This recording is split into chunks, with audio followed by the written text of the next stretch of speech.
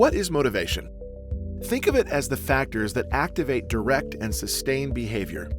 As one author put it, motives are the whys of behavior. To set the stage, Prism looks at a series of scales all having to do with motivation. Unlike other dimensions of the portrait like personality, processing, decision-making, and conflict management, motivation can shift over time. As circumstances and situations change, we grow and mature, and so our motives can change. Earlier in life, you might be highly motivated by achieving the goals you set for yourself, like starting a new business, finishing a degree, or getting a promotion. But later, that could shift to being more motivated by spending time with loved ones, or cultivating deeper friendships, or making a difference in other people's lives. The important thing is that the motives behind our actions are often a bit of a mystery, even to ourselves. That's why this module can be a powerful tool for self-awareness. So let's take a look at each of the motivation scales. People who are more motivated by attainment of goals are driven by getting things done. Here's an example. A research analyst driven by the attainment of goals is likely to push through long hours of number crunching and analysis meetings with industry experts and midnight calls with clients, motivated by a sense of achievement.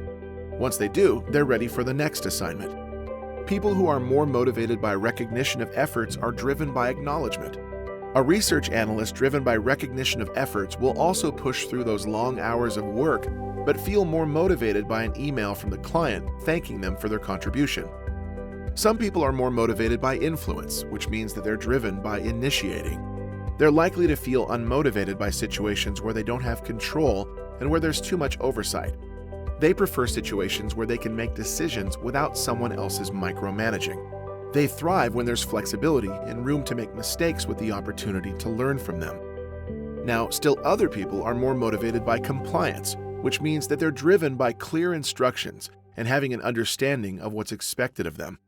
These are people that are more motivated by situations where goals are clear, where decision makers communicate their expectations about what good looks like, and where processes are stable and well-defined. Some people are more motivated by activity, which means that they're driven by the tasks or projects they take on.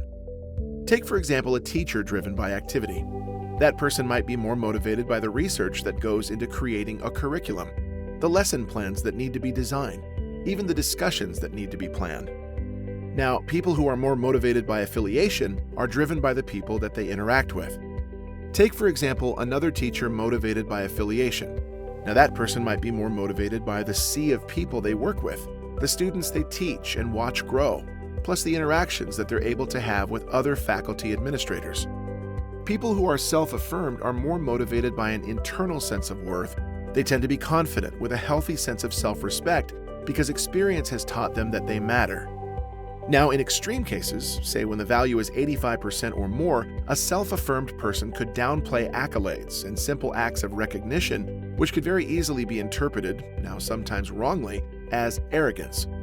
People who are affirmed by others are more motivated by appreciation, encouragement, and support from others. As a result, they're likely to favor working with people who give feedback and celebrate accomplishments, and generally show respect for others.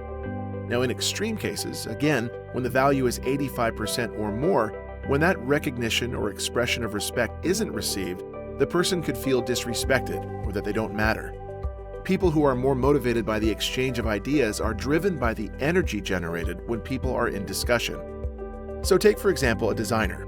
They might feel more motivated by the ideation phase of the project, where ideas are created and discarded quickly, where interactions with peers can bring about a new and interesting direction. This is the kind of person who's energized by heated discussions and debates.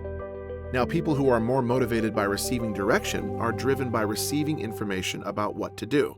So a different designer might feel more motivated to work on the same project when the meetings are done, the client has signed off on the design concept, and the program timelines are clear.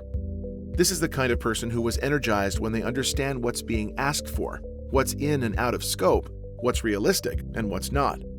People who are more motivated by variety are driven by freedom and opportunity. Take, for example, a new hire at a great company like Apple.